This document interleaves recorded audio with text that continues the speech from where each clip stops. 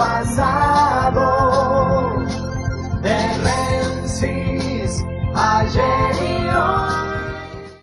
Seguramente vamos a tener que hacer una historia para que se pueda entender lo que ocurrió con la selección argentina de fútbol y su implicancia política, a pesar de que la ignorancia de algunos periodistas, el desconocimiento de varios comunicadores en general y la mala intención de otros ocultan la realidad del fracaso del presidente de la nación en este papelón que se le atribuye a la AFA, pero cuya historia se la vamos a contar completa, tal cual se lo dijimos hace mucho tiempo que esto podría pasar.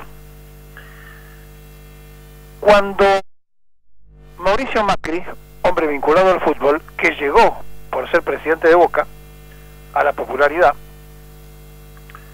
se dio cuenta de la puja que había en la AFA después de la muerte de Julio Grondona, apostó al manejo de la gente de ese club, de la principal entidad representativa del fútbol. Y allí aparece entonces Daniel Angelici, el hombre que en la justicia le maneja los pleitos y arregla con secretarios de juzgados y jueces para que haya una justicia favorable, el hombre de confianza de Macri, para que operara en función política dentro de la AFA. Por ese entonces Marcelo Tinelli quería ser presidente y tenía una alianza estratégica, porque si de un lado estaba Boca, River iba a estar del otro, con el presidente de River. Ya sabemos todo lo que pasó. Misteriosamente, en una elección se terminó empatado cuando era imposible matemáticamente. Después de eso, aparece la figura de alguien de Barraca Central, pariente de Moyano, está casado con una hija de Moyano, que es de pensamiento peronista, pero que tenía una relación muy especial con Angelici por ser hincha de Boca y por ser plateísta de Boca, y es el actual presidente de la AFA, el Chiqui Tapia. Hasta allí las piezas estaban sueltas, hasta que la operatividad hizo que Mauricio Macri, aquel que anunció un gabinete de lujo como nunca había tenido la Argentina, y que ahora lo va a tener que reducir por el fracaso estruendoso de este gabinete, que Susana Malcorra, desconocida para muchos, se iba a ser la canciller argentina, y en realidad lo que Malcorra vino a hacer fue, con la plata del Estado argentino, usar el lugar de canciller y armar su propia candidatura para Naciones Unidas, que fracasó. Pero sí es evidente que Susana Malcorra lo puso a Macri inmediatamente en contacto con el poder mundial, porque apenas Macri asumió, habló telefónicamente con todos los líderes mundiales. Hasta aquí es una parte de la historia. Cuando Malcorra se fue, porque su marido siempre se quedó viviendo en España, se produjo la firma de un decreto nombrándola, el decreto 413 del año 2017, nombrándola Malcorra, cargo que hoy tiene, consejera de alto nivel para el análisis global y como asesora y constructora de grandes reuniones multilaterales en favor, pues se supone, de la Argentina. Nunca ocurrió nada, nunca hizo nada, porque además el cargo es ad honorem. Y por lo tanto se fue con ese cargo similar al de ministro del gabinete de Macri, y no hizo hasta el día de hoy nada que no haya sido usar la Cancillería para sus cuestiones personales. En ese momento se produce un cambio en la estrategia del presidente Macri para poder ingresar en un eje que se lo hemos dicho muchas veces, que es Buenos Aires, Londres, Tel Aviv, Washington. A tal punto, esto es así, que cuando el loco Trump trasladó a lo que era el consulado norteamericano en Jerusalén la embajada de Israel, que estaba en Tel Aviv, la embajada norteamericana en Israel, 128 países votaron en Naciones Unidas negativamente por lo que había hecho el loco Trump. Y hubo 35 abstenciones. ¿Saben quién se abstuvo? Argentina. ¿Y por qué se abstuvo Argentina? Porque simultáneamente con esto ya había existido un viaje de Patricia Bullrich a Israel para crear negocios. El marido de Patricia Bullrich de fe judía y tiene muy buenas relaciones con el Estado de Israel, para crear situaciones de compras bélicas. Muchas de las cosas ya llegaron. Por ejemplo, hace 20 días, un mes, llegaron los aparatitos para interferir los llamados y leer los WhatsApp, que no tenía la inteligencia argentina, ahora las tiene, que son de procedencia israelí, y para hacer un negocio de equipamiento de las fuerzas de seguridad dependientes de Patricia Bullrich.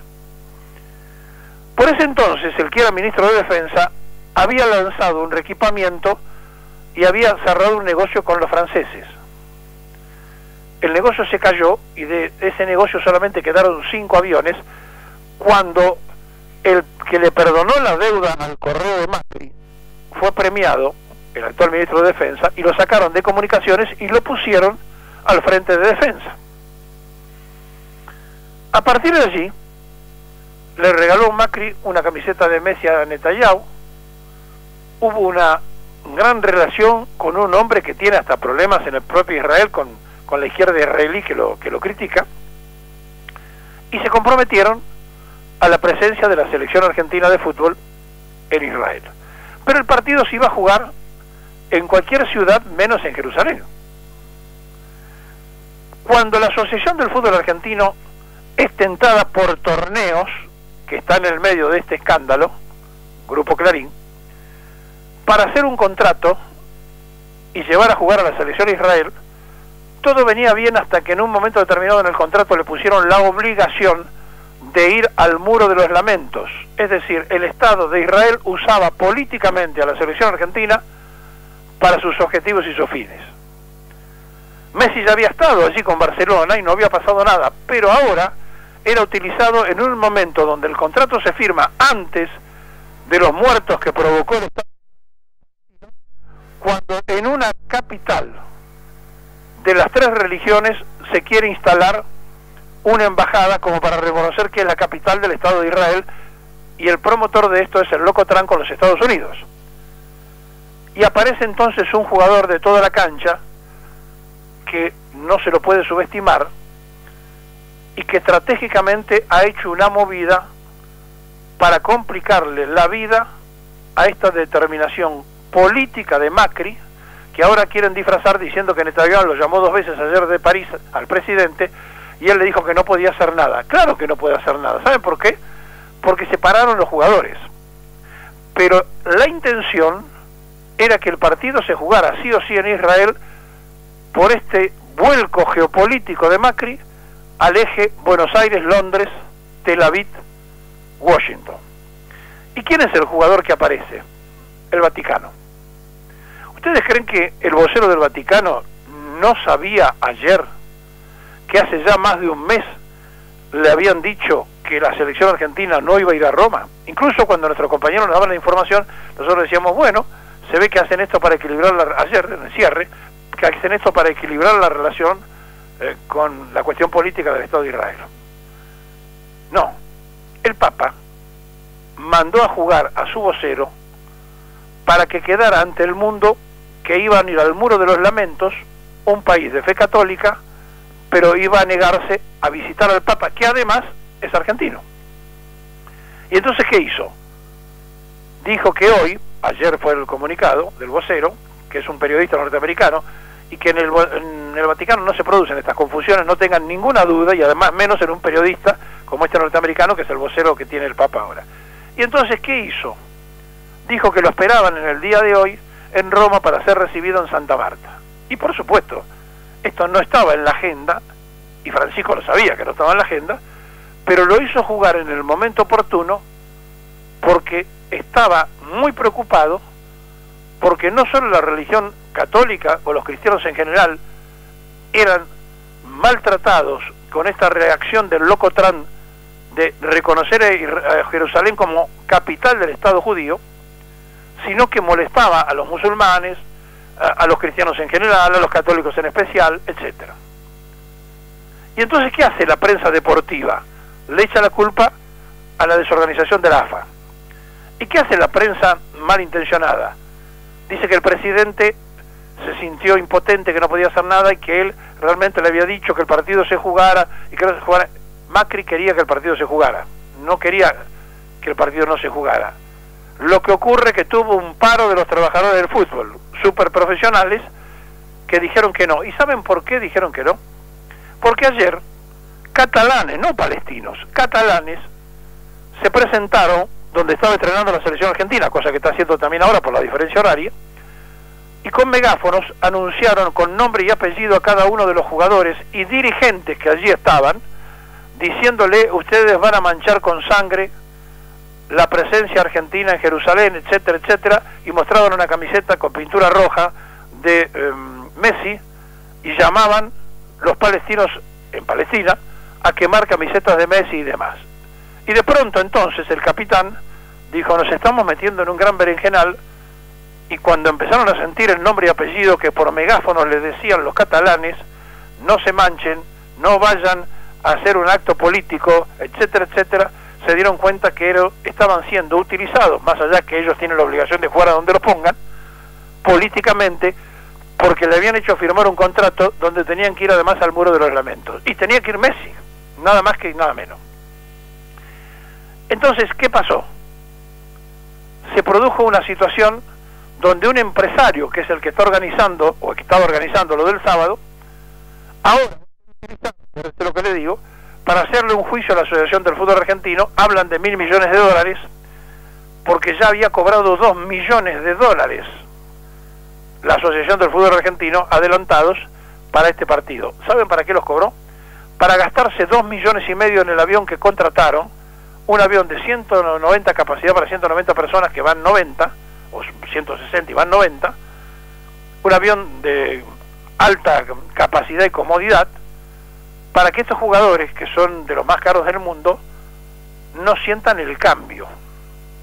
Y entonces, mientras todo esto lo queremos disfrazar como mala administración de la Asociación del Fútbol Argentino, aquí hay otra cosa de por medio, y que es la cosa política, que el Estado de Israel hizo con la selección argentina, porque si el partido se jugaba en Haifa, en Tel Aviv, en cualquier otro lugar, no pasaba absolutamente nada y el partido se jugaba.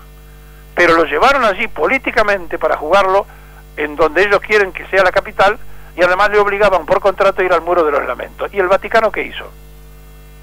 Jugó a su vocero, como que ignoraba que no iban a ir, para crear una situación pública, mundial, diciendo: ¿cómo? Van al muro de los lamentos y no van a ver al Papa, que además es argentino. Y entonces allí hizo un ruido tremendo en todo el gobierno de Macri, que se dio cuenta que el Papa no le iba a permitir que sea utilizado así porque sí, algo que 128 países habían repudiado, y que es la locura de Trump de reconocer a Jerusalén como capital del Estado de Israel, cuando varias religiones del mundo lo dan como una ciudad santa y la reconocen como capital de todos ellos, digamos. Esta es la pura verdad de lo ocurrido con este escándalo, que ahora tendrá consecuencias económicas para la AFA, pero no para el Estado argentino, aunque el empresario le va a hacer un juicio seguramente a todo el mundo y llegará también al gobierno argentino. ¿Y qué pasó ayer? Macri, en la segunda vez que Netanyahu lo llama desde París, le dice: no hay nada, no tenemos nada que podamos hacer, porque la AFA es autónoma, pero además separaron los jugadores. Ante eso, la Embajada de Israel en la Argentina hizo un comunicado muy sabio, diciendo de que era entendible que los compañeros de Messi, ante la amenaza a Messi, etcétera, etcétera, se hicieran solidarios. Es decir, fue muy diplomático y muy inteligente lo que hizo la Embajada de Israel en Buenos Aires, mientras la furia se desata porque en Israel, porque dicen: ¿cómo? Aceptan ser amenazados por terroristas. Los terroristas nos ganaron esta batalla. Y sí, los palestinos, con 20 catalanes que agarraron un megáfono, le ganaron la batalla. Es decir, es algo muy interesante para leer. El acuerdo de la dirigencia internacional fracasa cuando hay un paro. Y el paro lo hicieron los jugadores. Pero no termina esto aquí. Porque el Papa, cuando juega esto que le estoy contando, juega juega con otra cosa que es mucho más trascendente y que es impensada, porque está mandando al canciller del Vaticano a la reunión de los Bilderberger, a la reunión del mundo económico que maneja los titiriteros, digamos, de la economía mundial. ¿Cómo? ¿Va a ir el representante del Vaticano? Van a empezar a decir todos. Sí, ¿saben por qué va? Porque necesita el Papa un espía para saber qué piensan justamente los que él critica todos los días con el manejo de la economía mundial. Y entonces Parolin va a estar representando, por primera vez en la historia, me parece, en los Bilderberger al Vaticano, al Estado del Vaticano, no a la Iglesia Católica. Y el Papa, con esta jugada que hizo, de que el vocero dijera que los estaba esperando y que Parolin vaya a los titiriteros del mundo que permanentemente Francisco castiga, con esta jugada, con esta simple jugada que da la experiencia y la inteligencia de quien está sentado en el trono de Pedro, le demostró, junto con aquellos que dijeron no vamos porque tenemos miedo, le demostró que no hace falta tener tanto poder económico o estratégico, sino que hace falta poner inteligencia. Y más allá de una camiseta manchada con pintura roja con el número 10 de Messi y 20 o 30 o 40 agitadores con un megáfono, a Macri se le comienza a complicar su desesperado ingreso al eje de Buenos Aires, Londres, Tel Aviv y Washington.